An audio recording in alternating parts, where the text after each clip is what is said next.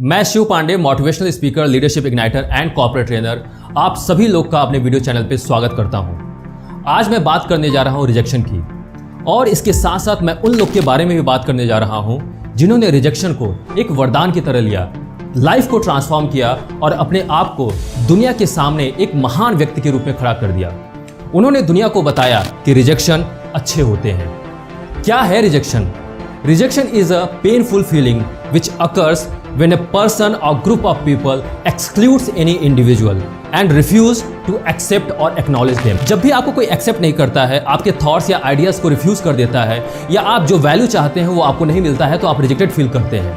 Girlfriend boyfriend को, boyfriend girlfriend को reject कर देता है तो दुखी हो जाते हैं।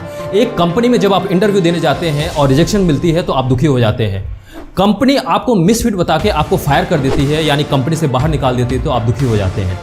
आप अपने प्रोडक्ट या सर्विसेज को किसी क्लाइंट या कस्टमर को देते हैं और वो जब आपको रिजेक्ट कर देता है तो आप दुखी हो जाते हैं। जब जब आपको इस दुनिया ने रिजेक्ट किया तो आप अपना आत्मविश्वास खो देते हैं और आप आगे बढ़ना छोड़ देते हैं। इस दुनिया में हर एक इंसान को रिजेक्शन कभी ना कभी फेस करना ही पड़ता है।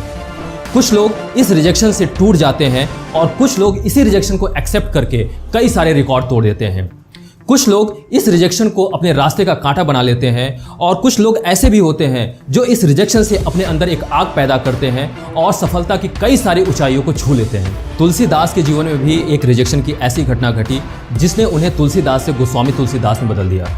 29 साल की उम्र में उनकी शादी हो गई। पत्नी रत्नावली मायके में थी। पत्नी मोह से बेहोश होकर वो रात में नदी को पार करके अपने ससुराल पहुंच गए।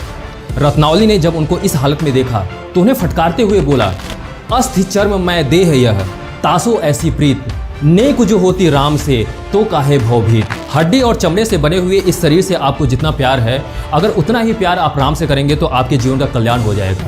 इस एक रिजेक्शन ने तुलसीदास को हिंदी साहित्य का महान कवि बना दिया और दुनिया को रामचरितमानस जैसा एक महान काव्य ग्रंथ मिला। इसलिए रिजेक्शन अच्छे हैं। कैसा लगेगा आपको अगर आप लगातार 30 जॉब में रिजेक्ट हो जाएं? चाइना के हांगझोउ सिटी में रहने वाले 5 फुट 2 इंच के जैक मा कॉलेज की पढ़ाई के बाद जिस जॉब में अप्लाई किया उसी जॉब से वो रिजेक्ट हो गए।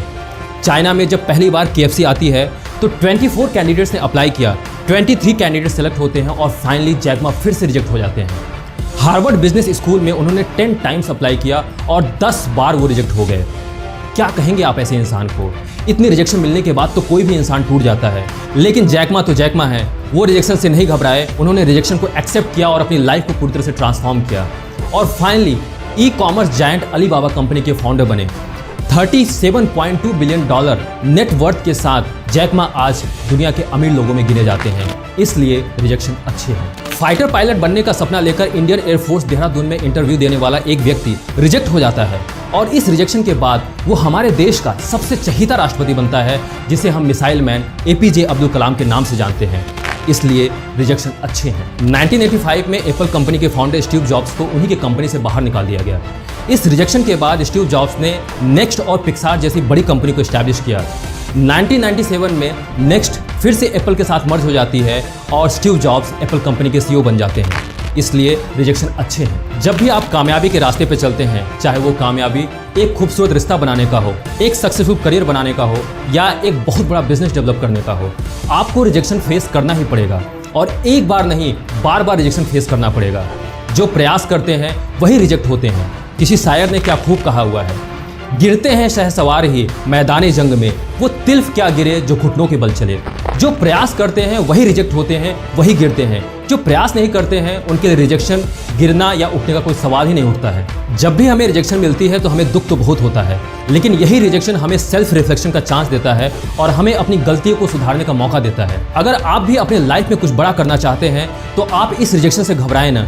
इस रिजेक्शन को एक्सेप्ट करें और अपनी लाइफ को इंप्रूव करें, और एक दिन आप भी अपने आप को कामयाब लोगों के बीच में खड़ा पाएंगे और उस दिन आप कहेंगे रिजेक्शन अच्छे हैं।